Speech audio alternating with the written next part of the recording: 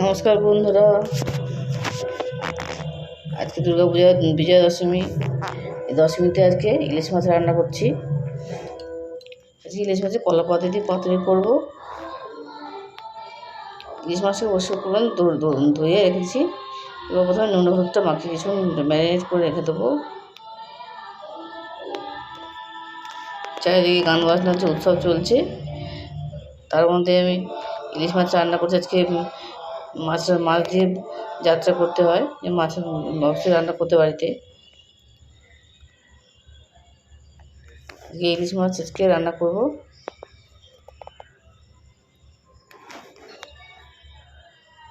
আজকে ইলিশ মাছটা কাঁচা অবস্থাতে রান্না করব, কলা পাতা দিয়ে কাঁচা অবস্থাতে রান্না করব।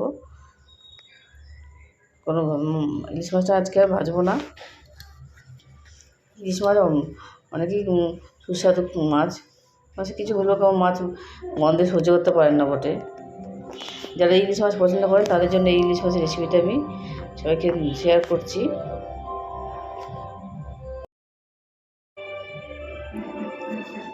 মশলা করে নেবো, সেই জন্য ইলিশ মাছের জন্য মশলা করেছি। সরিষা, কাঁচা লঙ্কা, টমেটো সব একবারে পেস্ট করবো আমি।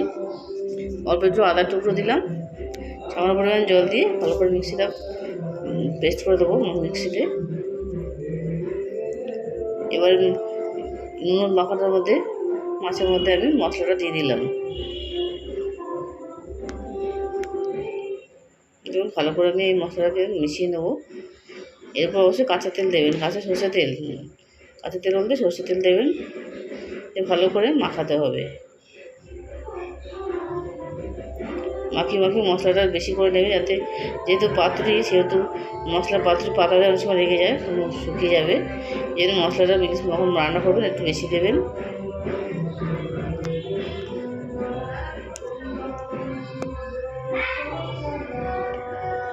এভাবে ভালো করে মিশিয়ে দিয়েছি। মাছ অনুযায়ী বেশি মশলাটা বেশি দিয়েছি, দেখুন। এরকম করে মশলাটা বেশি দেবেন, কারণ কলা পাতায় মোড়াতে গেলে অনেকটা মশলা কলা পাতাতে লেগে যাবে। আমি আজকে তাড়াহুড়ো করে রান্না করছি। আপনারা ভালো করে পাতাটা রান্না করবেন, কলা পাতা দিয়ে ভালো করে মুড়িয়ে রান্না করবেন।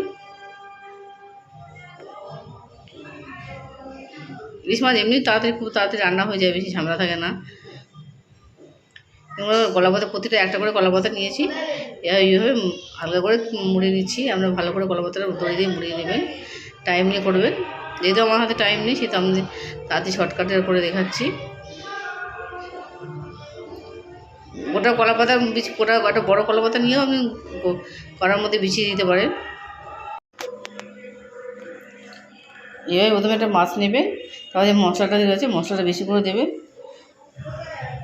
বেশি করে দিয়ে কলা পাতাটা কলা আমরা দড়ি দিয়ে বাঁধতে পারেন, যে কোনো সুতো, ভালো সুতো দিয়ে পেঁচিয়ে দেবেন।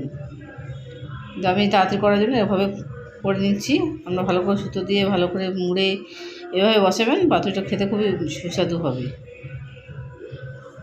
ফুলে যাওয়ার চান্স থাকবে না। আমরা যারা কাঁচা লঙ্কাও খেতে ভালোবাসেন, এর উপরে একটা কাঁচা লঙ্কাও দিতে পারেন। এভাবে একটা করে মাছ দিয়ে রান্না করবেন, তো সবাইকে, পরিবারের সবাইকে দিতে পারবেন। এক পিস করে সবাইকে দিতে পারবেন। এইভাবে কলা পাতা নিয়ে প্রতিটা আমি এইভাবে সবকটা মাছই আমি মুড়িয়ে দেবো।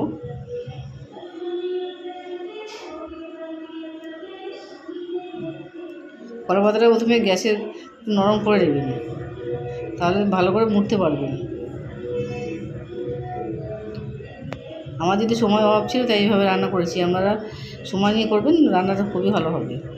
তবে এইভাবে আমার মতো করে রান্না করবেন, ভালো করে সর্ষে বাটা দিয়ে, এইভাবে সর্ষে পোস্ত সব দিয়ে একভাবে রান্না করবেন, খেতে খুবই মজাদার হয়।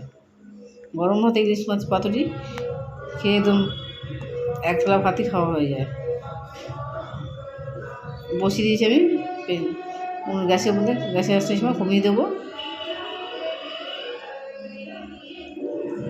এবং পাতুরিটা ডিমে আছে হয় আস্তে আস্তে করে হবে, খেতে অপূর্ব লাগবে। এক পাশটা হয়ে গেলে মুড়ি অপর পাশটা উল্টে দেবেন, উল্টে দেবেন।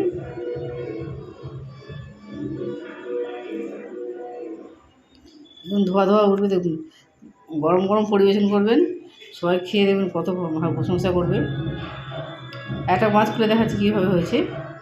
দেখুন রেডি হয়ে গেছে আমার ইলিশ মাছের পাতুরি গরম ভাতে, খেয়ে দেখুন।